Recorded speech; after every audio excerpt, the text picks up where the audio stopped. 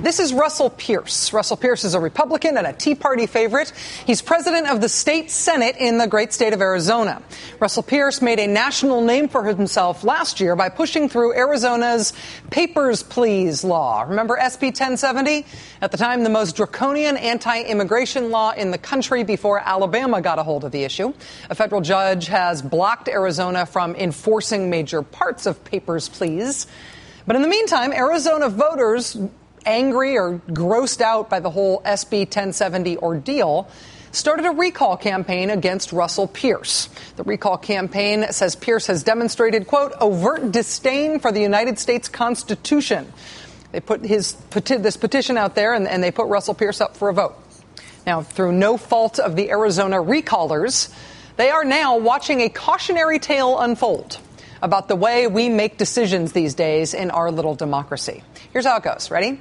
The candidate who's trying to unseat Russell Pierce is, in fact, a fellow Republican. It's this guy here. He is a totally mainstream local Republican from the district who was urged into the race by other local Republicans who were embarrassed by Russell Pierce. He says he accepted the challenge after a period of prayer and fasting.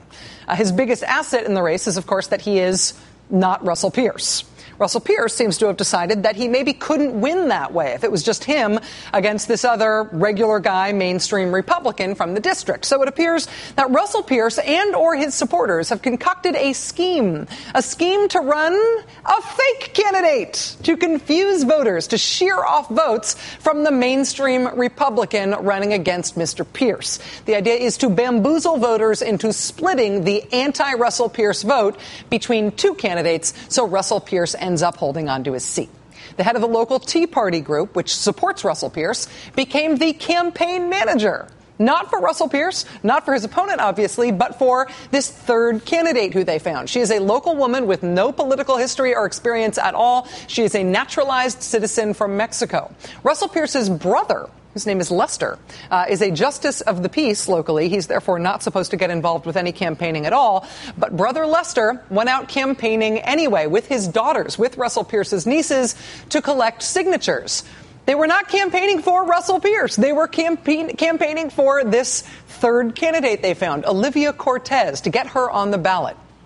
In addition to that remarkably charitable effort by the Russell Pierce family, the mysterious Cortez campaign also somehow found itself with enough money, enough funding to pay professional signature gatherers to go out alongside Russell Pierce's nieces in order to get Olivia Cortez on the ballot.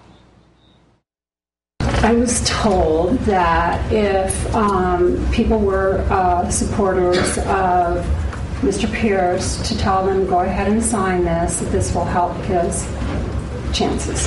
So the idea was to dilute or divert the vote? Yeah. By running a diversionary or a sham candidate, that might run afoul of Arizona's election laws? I had no idea.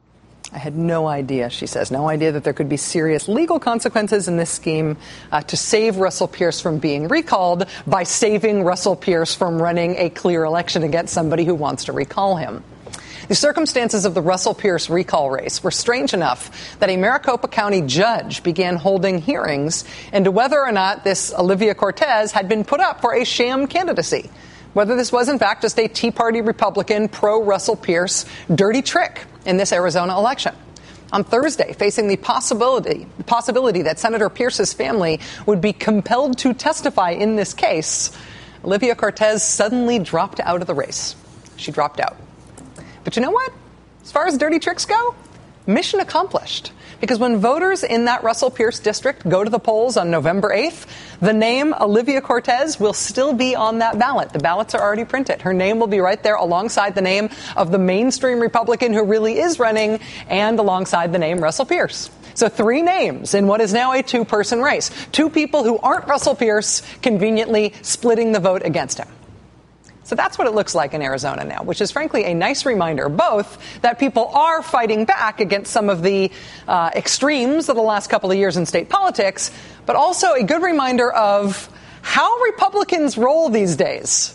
what partisan politics looks like right now around elections this year and next. Consider also Ohio, where Republicans jammed a union stripping bill through the legislature in March. Why attack union rights? Well, for all attacking unions does to undermine the middle class directly and lower everyone's wages and living standards directly, attacking unions also has the nice partisan side effect of attacking the Democratic Party's largest institutional base of support. Ohio's blog of mass destruction recently posted this email from a local Ohio Tea Party leader, quote, "Let me be clear. For the Tea Party Patriot movement, our number one goal is to defund the union leadership and thus their exclusive partners in the Democratic Party and take back control of our government. If SB 5 is upheld," the email continues, "Democrats will not have the money to compete in Ohio next year. Barack Obama and Sherrod Brown will lose Ohio and be thrown out of office in 2012. Our number one goal is to defund the union leadership and thus the Democratic Party, defeat Obama, defeat Sherrod Brown." The intent is not to level the playing field, in other words, but to tilt it permanently, to make it so conservative causes win and progressive ones lose, not just this year, not just next year, but for years after that, to use public policy to give Republicans an advantage in elections. Here's the thing, though. Ohio has been fighting back against this. In June, Ohioans delivered enough signatures several times over to force a recall of Ohio's union stripping bill. The bill is not in effect because the recall effort is underway. It will be on the ballot for recall, just like Russell Pierce in Arizona. It'll be on the ballot for recall on November 8th of this year. And speaking of permanent playing field tilting, Ohio Republicans also went after early voting this year, joining a majority of other Republican legislatures this year who have voted to make it harder in one way or another to vote. Early voting, of course, was used disproportionately in 2008 by African Americans who quite disproportionately voted for Barack Obama and other Democrats. So magically, naturally, early voting has to go away before we get to the next election in 2012. And in June, Ohio Republicans did pass a law that shrinks Ohio's early voting calendar by more than half. Last month, Ohioans again fought back, delivering more than enough signatures to put that voting crimping law on hold, to put it up for repeal next year in 2012. Ohio has been fighting back all year against Republican attempts to tilt the playing field. Also in Maine, Republicans passed a law to end that state's tradition of being able to register on the same day that you vote. That has been the law in Maine for decades, but Republicans undid it this year. Maine fought back, though, and got enough signatures to force a citizen's repeal of that law on this November's ballot. In Tennessee, where you may remember our story about 96-year-old Dorothy Cooper suddenly finding it hard to vote after Republicans in Tennessee passed a bill that says you can't vote unless you show an ID that hundreds of thousands of Tennesseans don't have. In Tennessee, the story of Dorothy Cooper is not just an infuriating story anymore. Now it is a rallying cry, the state Democratic Party trying to rally voters against how much harder Tennessee Republicans have just made it to vote there. And Tennesseans launching a new effort, like Ohio, like Maine, like Arizona, to get this thing onto the ballot for a citizen's recall. People are fighting back. These are state-by-state laws, but of course the cumulative effect is national and pretty obviously intentional, to structurally tilt the playing field so state laws about elections make it harder for likely Democrats to vote, and therefore more likely for Republican candidates to win in the next election and in every election after. As such, the Democrats' Senate Campaign Committee nationally have just announced that at the national level, the DSCC will be fighting back. They're asking for help from the Justice Department in protecting voting rights state by state. They also say they'll be making a renewed push to register voters and to mount get-out-the-vote efforts in the states that have been targeted by Republicans changing the laws. And maybe that could help. Maybe it will.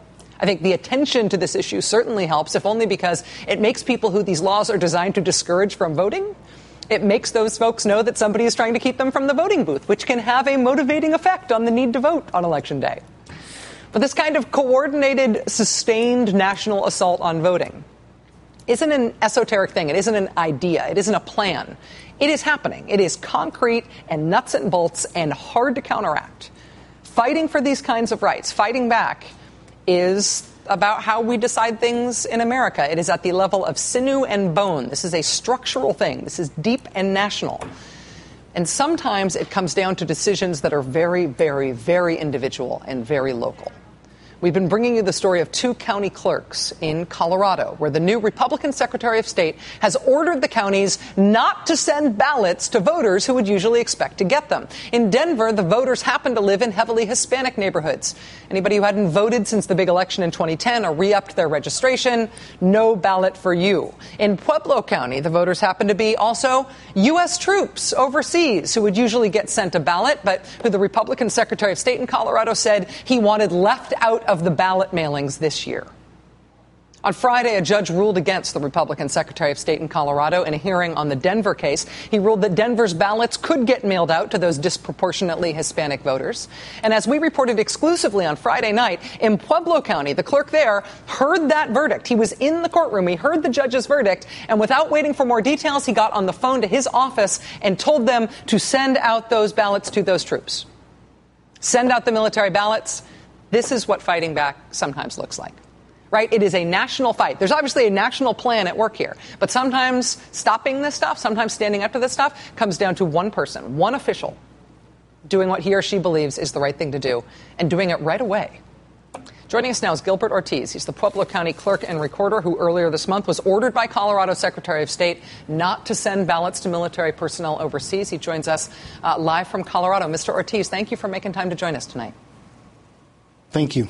Last week, moments after the court ruling, I know our office spoke with you and we learned that you had sent those ballots out to troops overseas. Was that a hard decision for you to make? Did you know you would do that when that verdict came down that night? I knew exactly I would do that. It was my intention since the beginning of this whole process to send those ballots out to military overseas voters. And so it was an exciting moment for me and my staff, and I made that call as soon as I was able to. We have been looking at this issue of voting rights in terms of its effect on electoral politics, literally on elections. In your role as county clerk, how do you see this? Do you feel like this is unfolding in a partisan manner? Is this a technocratic issue to you? How do you see these changes that have been the Secretary of State has been trying to put in place in Colorado this year? You know, in Pueblo County, I really concentrate on our own voters, and it's always been my intent as a election official to send ballots out to everybody that's registered and to make the voting process available to them. And it's something that I'm passionate about, and I think all clerks in Colorado are passionate about. And you know, we're not paying attention so much to the political side or the reasons behind it. We just know that we want to send ballots to registered voters in Colorado counties. Mr. Ortiz, have you, in your capacity as clerk and recorder in Pueblo County, have you ever had to deal with a problem of voter fraud, of voter impersonation fraud, or any other kind of voter fraud by troops serving overseas? It's never happened. I can't imagine that it would happen. Here our troops are overseas, and they deserve a ballot. They're out there defending democracy for all of us, and the least we can do as election officials is to send them a ballot and make them part of the process. In terms of, I hear what you say, sir, about not focusing on the politics of this. Your job is to run the elections, not to make sure they go any particular way. But I wonder, since you've been involved in this, what's turning out to be a real fight in Colorado, a real difference of opinion here and being fought out in court and other places, do you feel like you have the support of the people who you serve, the support of Pueblo County in your stand to try to get ballots out to the people of the county in as, I guess, quick and seamless a way as possible? I do. You know, we made intergovernmental agreements with all our participating entities early on in the process. They all agreed in the contract to send ballots out to inactive fail-to-vote voters. You know, just walking around Pueblo County recently and in the grocery store with my family, I've gotten a lot of support, a lot of pats on the back for what we're doing. And I've gotten a lot of phone calls nationally from veterans groups and from veterans themselves thanking me for continuing to fight for their right to vote. So it's been great. It's been very difficult to deal with this every day. I'm used to dealing with just ballots and elections, and the political spotlight's a little difficult, but I'm excited for what we've done and the fight that we've brought. Gilbert Ortiz, Pueblo County, Colorado clerk and recorder.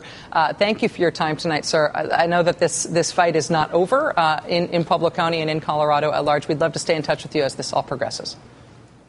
I'd love that, Rachel. Thank you. Thanks very much. All right. Melissa Harris Perry joins us next. Please stay with us.